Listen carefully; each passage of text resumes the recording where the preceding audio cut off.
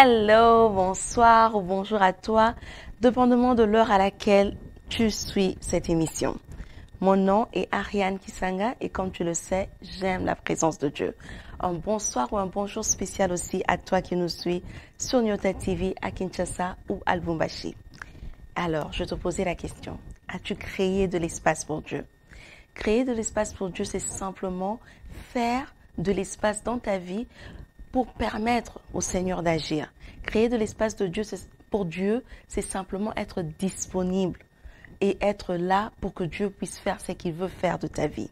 Sans plus tarder, on va commencer ce soir et on va commencer avec la prière. Notre prière pour ce soir est tirée de 1 Thessaloniciens 2 au verset 13. Je lis pour nous dans Louis II. C'est pourquoi nous rendons continuellement grâce à Dieu de ce que, qu'en recevant la parole de Dieu que nous vous avons fait entendre, vous l'avez reçue, non comme parole des hommes, mais ainsi qu'elle est, véritablement, comme la parole de Dieu, qui agit en vous qui croyez. Toi qui as eu l'opportunité ce soir ou ce matin, ou même en rediffusion, de tomber sur cette émission, demande au Saint-Esprit de t'aider à recevoir la parole qui sera partagée ce soir telle qu'elle est véritablement, comme la parole de Dieu, et pas comme une parole qui sort de la bouche d'un homme ou d'une femme, mais une parole qui vient véritablement de Dieu. Demande au Saint-Esprit de t'aider, de rendre ton cœur disponible à recevoir cette parole ce soir. Rassure-toi que ton cœur soit un terrain fertile, que quand la parole va tomber ce soir, que ça puisse trouver un endroit où ça peut croître, un endroit où ça peut grandir. Ne perds pas ce moment. Demande au Saint-Esprit de te parler. Demande au Saint-Esprit de rendre ton cœur disponible. Cher Saint-Esprit, nous t'invitons encore ce soir. Saint-Esprit, rien ne peut être fait sans toi. Nous ne voulons pas recevoir la parole des hommes, nous ne voulons pas recevoir la parole d'une femme ce soir, mais nous voulons recevoir une parole qui vient véritablement de toi, une parole qui vient véritablement de Christ. Ce soir, nous avons créé de l'espace pour toi. Saint-Esprit, parle-nous. Nos cœurs sont disposés à t'écouter, nos cœurs sont disposés à t'entendre ce soir. Transforme une vie, touche une vie par ta parole ce soir. Dans le nom puissant de Jésus, nous avons ainsi prié. Amen, amen, amen. Alors, notre thème de ce soir, c'est l'amour. Oui, l'amour, parce que dimanche, nous avons célébré la Saint-Valentin. Et on est mardi, donc on continue avec la célébration de l'amour. Et notre texte de base sera pris de Hébreux 13, 1 à 6. Et pour ce faire, j'ai avec moi un couple très spécial, Karine et Christian Mawete, qui nous viennent tout droit de Kinshasa, RDC. Bienvenue à Alpha Ministries, Karine et Christian. Salut. Merci. Bonjour maman Ariane. Bonjour. Merci de l'invitation. Merci beaucoup d'avoir accepté. Merci d'être venu. Alors, vous pouvez comprendre que moi et le couple Mawete, on est vraiment dans deux mondes différents. Alors, moi, je suis au Canada, il fait froid. Et eux, ils sont en RDC, il fait très chaud pour le moment. Karine et Christian Mawete œuvrent pour Solide Fondation, qui est un ministère basé en RDC Kinshasa, qui est attelé à former des disciples pour Jésus-Christ. Le ministère a 3 volets.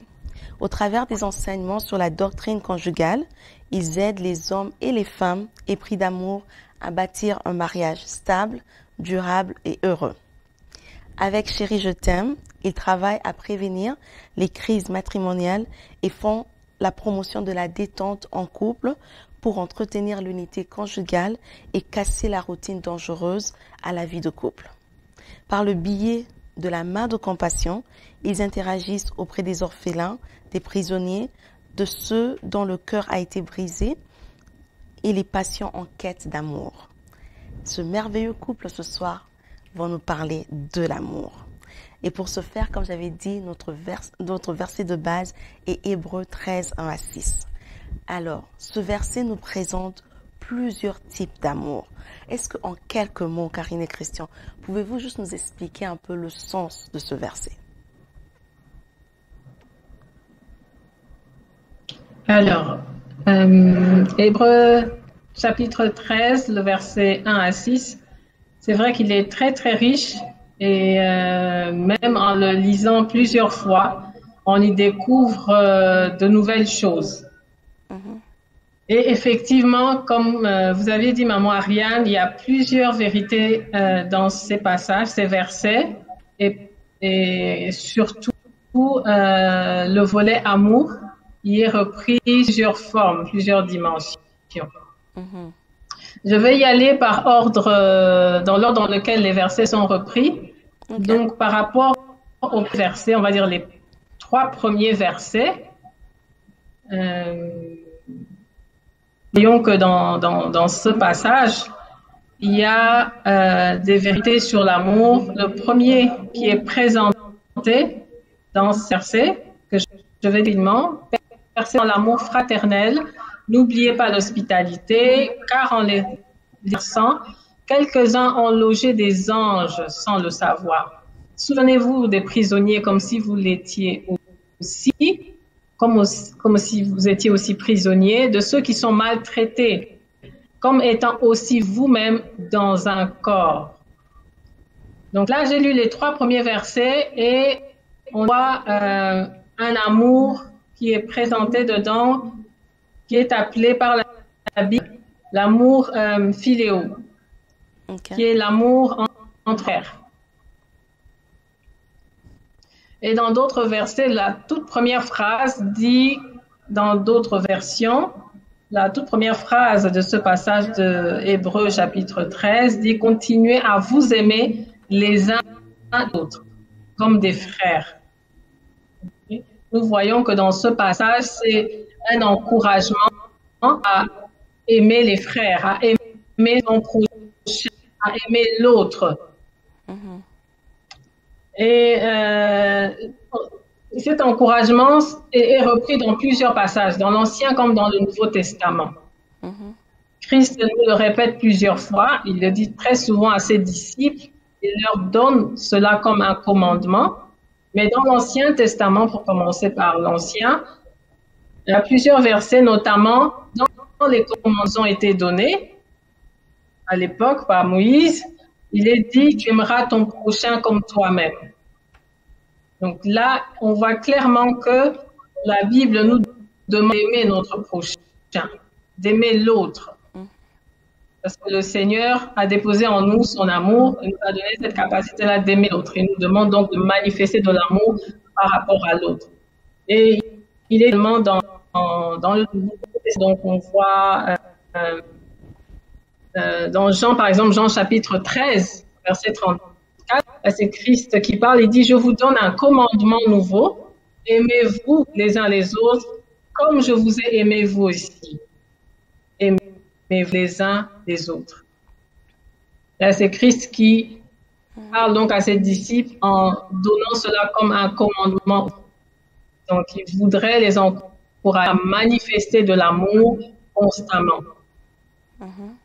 Donc, la première phrase qui dit persévérer dans l'amour, les personnes qui disent continuer à vous aimer, donc c'est de le faire continuellement, de ne pas arrêter de le faire, de ne pas le faire seulement de temps en temps, ou quand on sent que telle personne ne peut pas être aimée, donc on le fait dépendamment de qui est en face de soi, mais la Bible nous commande de le faire constamment, manifester l'amour constamment par rapport au prochain. Et le deuxième verset, plus loin, pardon, le deuxième verset, oui, nous fait comprendre ou nous montre comment est-ce que cet amour doit être démontré. Donc, cet amour qui doit se montrer par des actes, doit se montrer par l'hospitalité, et l'hospitalité de laquelle va découler un résultat de bénédiction. Donc, on l'a vu très souvent, surtout dans l'Ancien Testament. Je prendrai l'exemple de Jéthro. Il a chez lui Moïse, et de cet accueil, il a finalement marié, parce que Moïse qui était venu habiter chez lui a finalement épousé sa première fille, sa fille aînée. D'accord? Et dans le sens d'une bénédiction, on voit la Sunamite qui a, elle, reçu chez elle Élisée, le prophète. Et on voit également qu'il y a eu des cas par rapport à cela. Et nous la voyons également dans l'histoire de Lot. C'est vrai que le passage dans Hébreu nous dit « Quelques loger des anges sans le savoir ». Au cas de Lot, cette vérité s'est matérialisée en fait parce que lui, il a reçu des hommes qu'il avait constatés comme étant spéciaux, mais il a reçu chez lui des hommes qui étaient réellement des fils de Dieu, donc des anges. Lot a reçu des anges et de cette hospitalité, il a été sauvé de la malédiction qui a été sur Sodome et Gomorrhe, que Dieu a finalement brûlé et détruit. Donc, on voit trois exemples que je viens de donner, par lesquels il y a eu hospitalité, et de cette hospitalité, il y a eu une bénédiction de l'Éternel. C'est pour ça que la Bible nous encourage vraiment à exercer l'hospitalité continuellement, constamment. Okay. Et également, par rapport à l'amour, elle peut se matérialiser également par, donc j'ai parlé de l'hospitalité, et également par la sympathie. La sympathie, on l'a vu surtout avec Jésus-Christ. Pour ceux qui souffrent, ceux qui sont malades, on l'a vu dans les passages, on parle surtout des prisonniers, des personnes qui sont maltraitées, donc il faut se mettre dans leur peau. On vit dans la chair, les mêmes souffres que vivent les autres, nous pouvons les vivre également. C'est pour ça que Christ, de son vivant sur la terre, il a très très souvent manifesté son amour donc par la sympathie. Même des gens que les autres ou les pharisiens n'osaient pas toucher, approcher, mais Christ, lui, par sympathie, par amour, il a laissé ces gens-là l'approcher, il a laissé les gens le toucher, et est allé toucher des gens, les enfants, et guérir les malades, même les lépreux. Voilà un peu le premier amour que nous voyons dans le passage de Hébreux 13. Ok. Donc, merci Karine. Donc, si on comprend bien, le premier amour qu'on voit, c'est l'amour fraternel qui se manifeste par la bénédiction, par l'hospitalité qui apporte une bénédiction, et vous avez parlé aussi de la sympathie. Ok. Mais est-ce que vous pouvez nous citer même deux autres formes d'amour ou types d'amour qu'on voit dans ce passage, juste très très rapidement? Alors, deux autres formes d'amour, nous voyons dans le verset 4, on nous présente le mariage d'un homme et une femme, que le mariage soit honoré de tous, le lit conjugal exempt. Donc là, on nous présente plutôt l'amour éros entre un homme et une femme. On parle de lit conjugal, donc on voit là la sexualité. Donc c'est l'amour éros, l'amour entre un homme et une femme. Merci. Il y a l'amour agapé, qui est l'amour de Dieu, qu'on retrouve surtout dans le verset 5. Parce que dit, Dieu lui-même a dit, je ne te délaisserai point, je ne t'abandonnerai point. Une façon de manifester son amour en prenant soin de humains. Donc c'est ce qui est présenté comme l'amour de Dieu, qui est l'amour agapé. Et je dirais également l'amour des choses du monde, qui est l'amour des choses du monde, mais à travers l'argent. Parce que c'est la clé quand il y a des besoins pour acquérir une chose. On va dire, certains aiment des fleurs, certains aiment des cadeaux, certains aiment les montres, les voitures ou différentes choses, mais tout cela s'acquiert par l'argent. Donc c'est l'amour des choses de ce monde à travers l'argent. Amen, merci beaucoup. Donc l'amour fraternel, l'amour éros, l'amour agapé de Dieu et l'amour des choses du monde qui se manifeste à travers l'argent, qui s'acquiert plutôt à travers l'argent.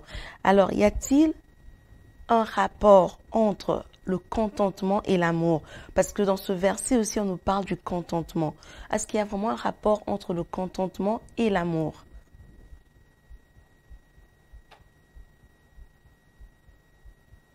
Comprendre ce que c'est que le contentement. Le contentement comprend comme une satisfaction. Donc, se contenter, c'est être satisfait de ce que Dieu nous pas désirer au-delà de ce que on a en sa possession. Et en matière d'amour, je reviens sur le passage de Hébreux chapitre 4 où il est écrit « Soit honoré de tous et que le lit conjugal exempt de figure, car Dieu jugera les impudités adultères. » Là encore,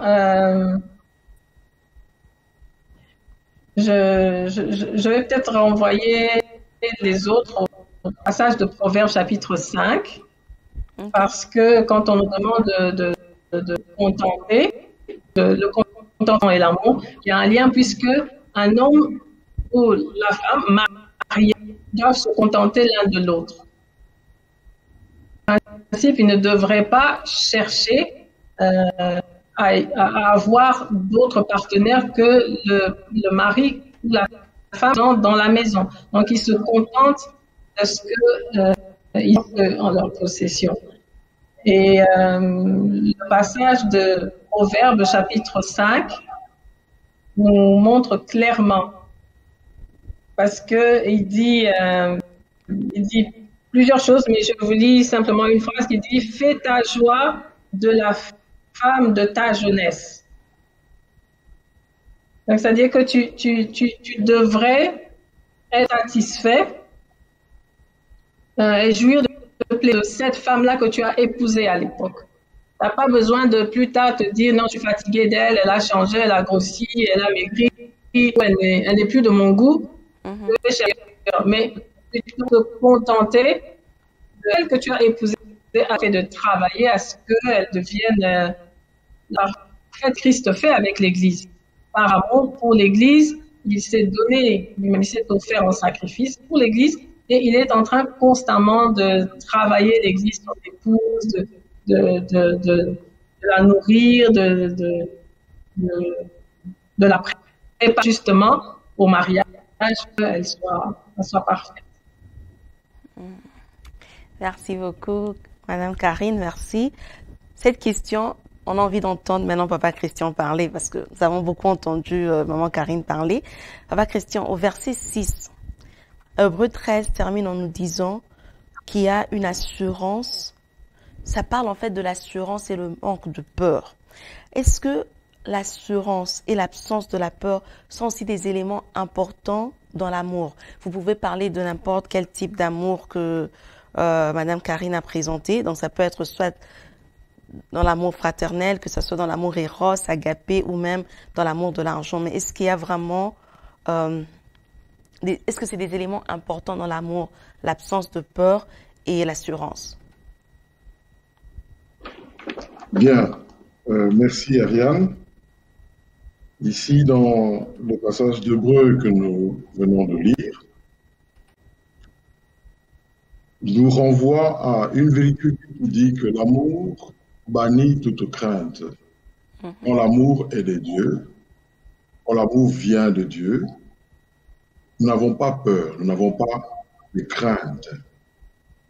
Parce que notre monde est rempli de crainte, d'insécurité. Le monde est rempli de terreur. Nous vivons dans une époque où il y a plein d'insécurité, plein de craintes. Et l'amour de Dieu vient nous enlever cette crainte-là. L'amour de Dieu vient pour nous rassurer. L'amour de Dieu vient pour nous apaiser. Parce que si je peux revenir ou rebondir sur la partie du contentement, oui. Aujourd'hui nous sommes dans un monde qui ne sait plus se contenter du tout. Notre époque est un monde, notre époque est un temps, notre époque est une dispensation, une période où l'homme en lui-même vise plus que ce qu'il peut avoir, plus que ce qu'il peut être. Or, si Christ assure, si vous avez de la nourriture et des vêtements, ça vous suffit. Amen. Et j'ajouterai, si un homme a sa femme, ou si une femme a son mari, cela le suffit. Le monde d'aujourd'hui véhicule un message qui n'accepte pas cela. Un message où il faut se dépasser. Il faut avoir le meilleur, il faut être le meilleur, il faut acquérir le meilleur, il faut être le meilleur. Et les gens se battent, les gens sont prêts à tout, les gens sont prêts à tuer pour cela. Il y a donc de l'insécurité dans l'amour du devenir, l'amour de avoir ou de plus avoir. Cependant, l'amour de Dieu, lorsqu'il caractérise ou lorsqu'il remplit le cœur d'une personne, cet amour-là enlève toute crainte. Il y a effectivement de la sécurité, de l'assurance, l'amour est déversé par le Saint-Esprit dans nos cœurs. Rappelle-toi, Ariane, il est écrit l'amour de Dieu est répandu au cœur par le Saint-Esprit.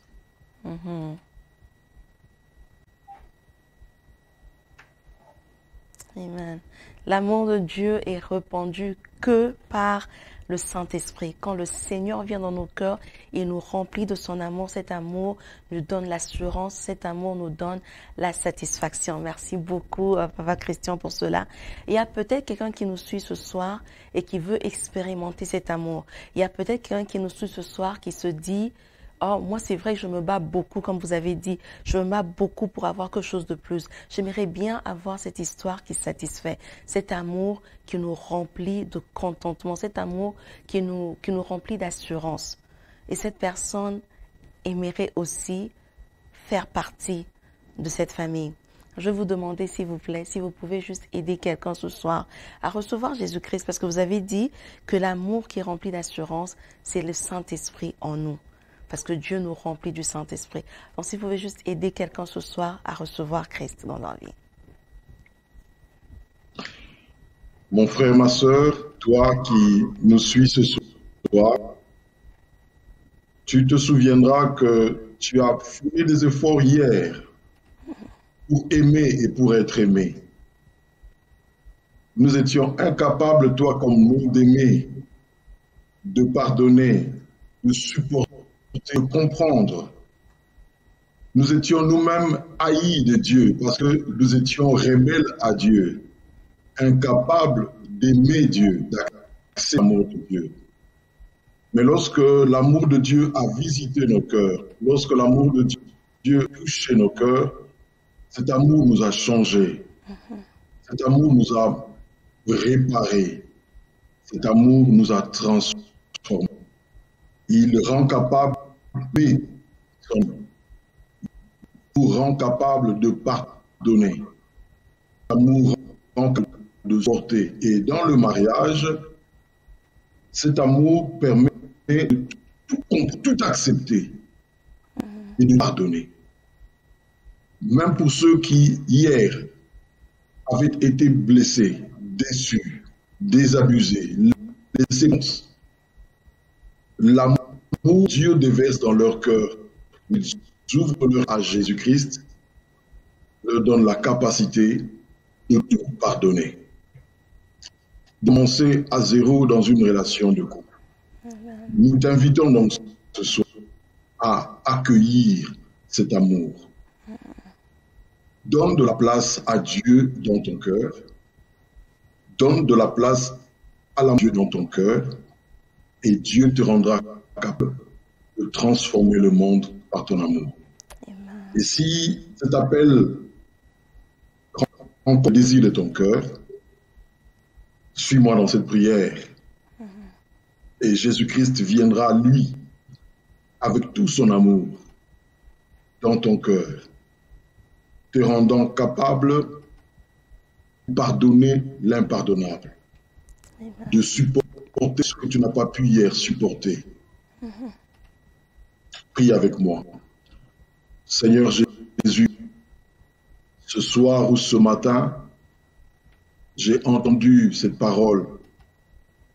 Hier, j'ai fourni l'or par moi-même pour essayer d'aimer, supporter et de comprendre.